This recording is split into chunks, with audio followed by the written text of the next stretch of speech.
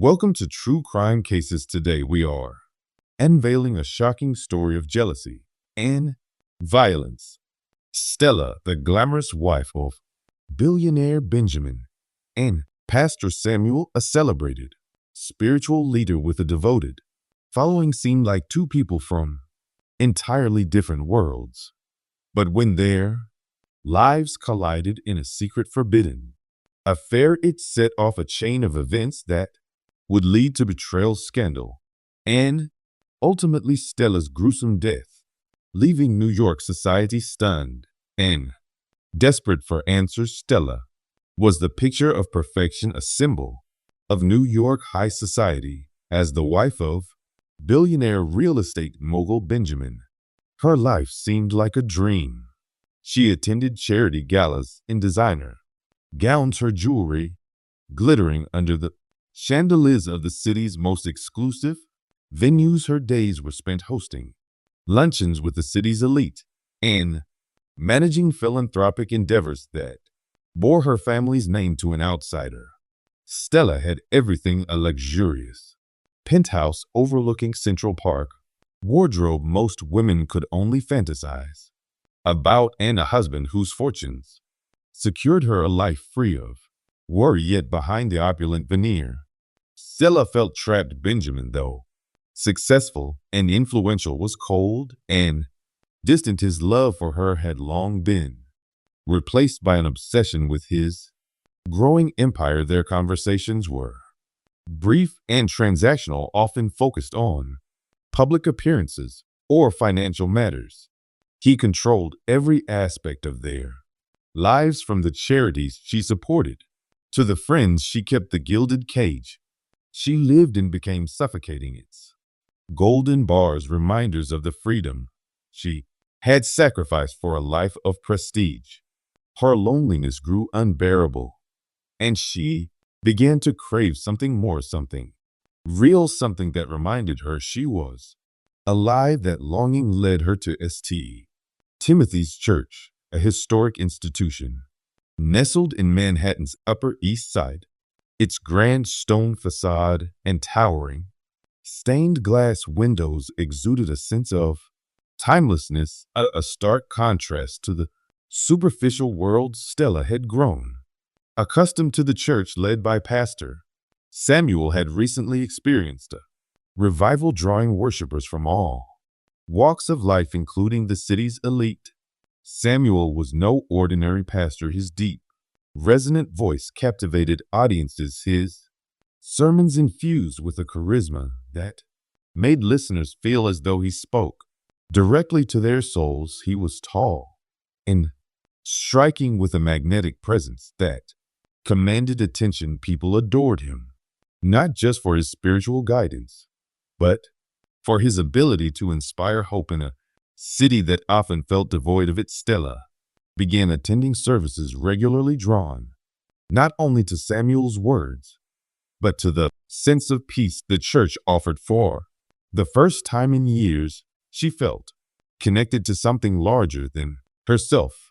She volunteered for the church's outreach programs, using her wealth and influence to support its initiatives. Her involvement quickly became a cornerstone of her routine, offering her a purpose she had never found in her socialite lifestyle. As weeks turned into months, her connection to Samuel deepened. She admired his passion and dedication, traits she hadn't seen in Benjamin in years. Samuel, in turn, noticed Stella's enthusiasm and began to rely on her for key projects. The partnership was professional, at least at first, but there was an unspoken tension between them.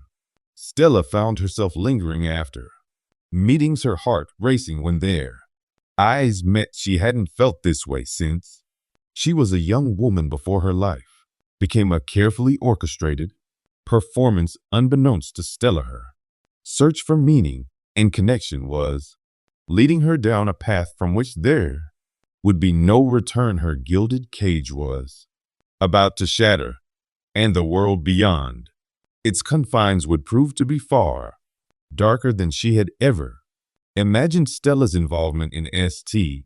Timothy's church grew deeper with each passing week.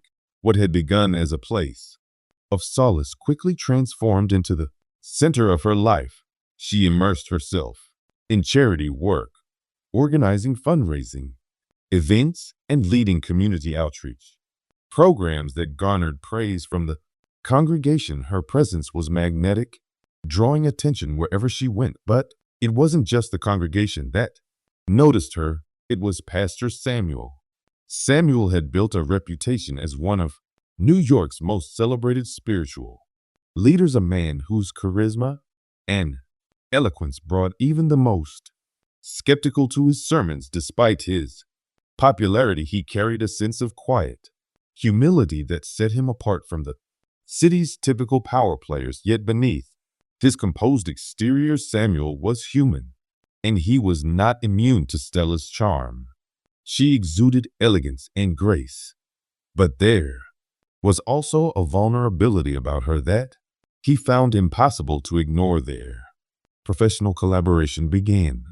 Innocently enough, Samuel valued Stella's connections and her ability to mobilize resources for the church's initiatives. Together, they launched campaigns to feed the homeless, provide after-school programs for underprivileged children, and fund renovations for the aging church building. The congregation admired their teamwork, lauding them as a shining example of faith and generosity in action. As they spent more time together, their conversations drifted from logistics to personal matters. Samuel listened as Stella shared pieces of her life, her strained marriage, her feelings of isolation, and her longing for something meaningful. He offered her words of encouragement, always framing his advice in the context of faith and redemption. But as their connection deepened, their interactions grew increasingly intimate. For Stella, the attention Samuel gave her was intoxicating. He made her feel seen and valued in a way she hadn't felt in years. Every time their hands accidentally brushed or their eyes met across a crowded room, her heart raced. She told herself it was admiration, not attraction. But the truth lingered in the back of her mind. For Samuel, the line between professional respect and personal desire blurred. He found himself looking forward to seeing Stella, his thoughts often straying to her when he should have been focused on his ministry. Soon their relationship crossed a boundary neither of them could undo. Under the guise of late-night planning sessions, they began meeting in private. What started as heartfelt conversations evolved into stolen moments filled with undeniable passion. Samuel wrestled with guilt, knowing he was betraying both his faith and his congregation. Stella, too, was consumed by the risks, but the thrill of the affair outweighed her fear. Their secret wasn't as well hidden as they believed. Whispers began to circulate within the church, fueled by the glances and subtle gestures they exchanged. Members of the congregation grew suspicious, though no one dared confront them. Unbeknownst to them, the person who noticed most was Benjamin. Stella's husband was not a man who took betrayal lightly, and when his suspicions were confirmed by a private investigator, he quietly began plotting his revenge. The first sign that Stella and Samuel's affair was no longer a secret came in the form of a headline splashed across the front page of a tabloid. Pastor private scent scandal rocks Timothy's church. Grainy photos accompanied the story, showing Stella and Samuel in what appeared to be an intimate moment during a late-night meeting. The pictures, though far from explicit, left little room for doubt. The fallout was immediate and explosive. Timothy's church, once pillar of the community, became a spectacle. Reporters swarmed the steps of the historic building, cameras flashing as parishioners shielded their faces. Samuel's sermons, once packed with eager listeners, now drew protesters alongside a dwindling crowd of loyal supporters. Samuel's reputation was in shambles. He was denounced as a hypocrite, a man who preached morality while living in sin. The board of the church pressured him to step down, but Samuel resisted.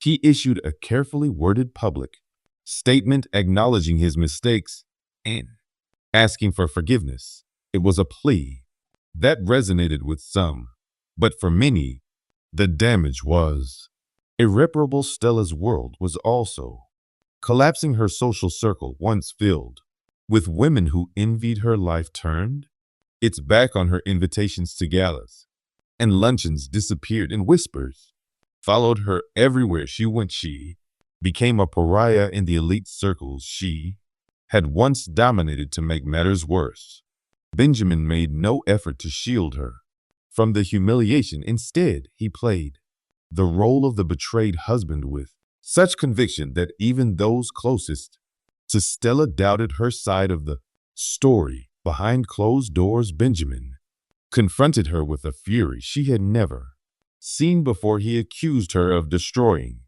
their family's reputation and jeopardizing everything he had worked for. He gave her an ultimatum: and the affair, publicly atone for her actions and recommit to their marriage or face consequences she couldn't begin. But Stella was defiant. She refused to grovel for forgiveness or return to a life of silent misery. For the first time in years, she felt alive, and she wasn't willing to give that up, even if it meant facing Benjamin's wrath. As the scandal raged on, Stella and Samuel grew more desperate. Their once passionate relationship was now strained under the weight of public scrutiny. Samuel struggled to find a way forward, torn between his love for Stella and his guilt over what they had done. Stella, meanwhile, began to realize just how much she had underestimated Char. Benjamin, always a man who thrived on control, wasn't content to let Stella walk away. His private investigator continued to dig into Samuel's past, looking for any leverage that could be used to destroy him. At the same time, Benjamin began laying the groundwork for a far more sinister plan.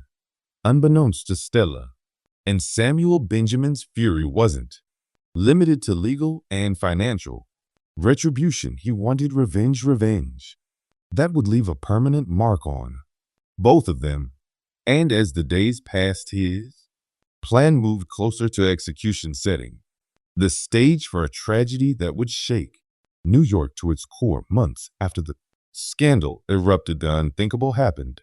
Stella was found dead in the opulent penthouse she once called home.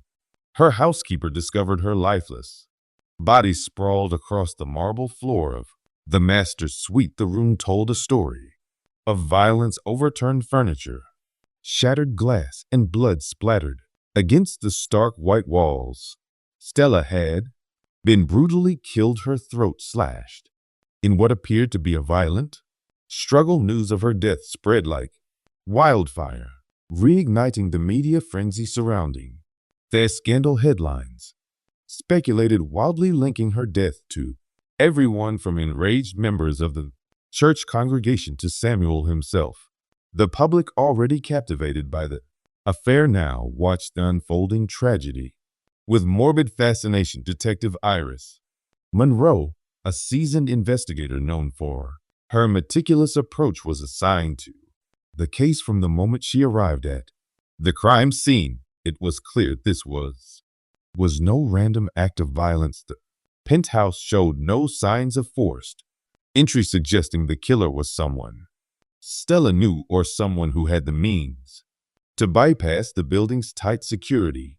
Iris began her investigation by interviewing those closest to Stella.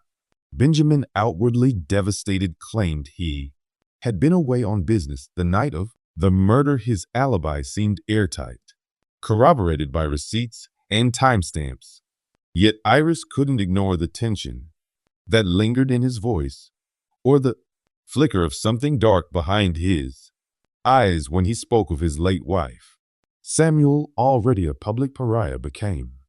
The prime suspect's surveillance footage revealed that he had entered the building late in the evening on the night of the murder. His explanation that he had come to speak with Stella and left shortly after raised more questions than answers. Why had he chosen such a late hour? And why hadn't he mentioned the visit when news of her death broke? Samuel admitted to the meeting, but insisted he had no involvement in her death. The investigation grew more tangled as Iris uncovered layers of secrets and lies. Financial records revealed that Benjamin had recently moved large sums of money to offshore accounts, raising suspicions of a hidden motive. At the same time, forensic evidence pointed to a third party, someone who had entered the penthouse after Samuel, but before the housekeeper arrival the next morning. A breakthrough came when Iris discovered a series of encrypted messages between Benjamin and a man named Anton Marlowe, known criminal with ties to organized crime. The messages detailed plans for staged home invasion meant to scare Stella into submission. But something had gone horribly wrong. When confronted, Anton admitted under pressure that he had been hired by Benjamin to orchestrate the plan. However, he claimed that Samuel's unexpected arrival had thrown everything into chaos. According to Anton, a violent confrontation erupted between Samuel and Stella, resulting in her death. Samuel denied the accusation, insisting he had left Stella unharmed. The conflicting accounts and mounting evidence painted a picture of betrayal and deceit, leaving Iris to untangle the truth in a case where nothing was as it seemed. The trial that followed Stella Vanderholt's murder became one of the most sensational cases in New York history. The courtroom was packed daily with reporters, curious onlookers, and a jury tasked with unraveling a labyrinth of betrayal, scandal, and crime. At the center of it all was the question that gripped the city: who was truly responsible for Stella's death? Benjamin, stoic and unshaken, faced charges of conspiracy to commit a crime. The prosecution painted him as a cold, calculating man who had orchestrated the entire sequence of events that led to his wife's murder. Evidence of his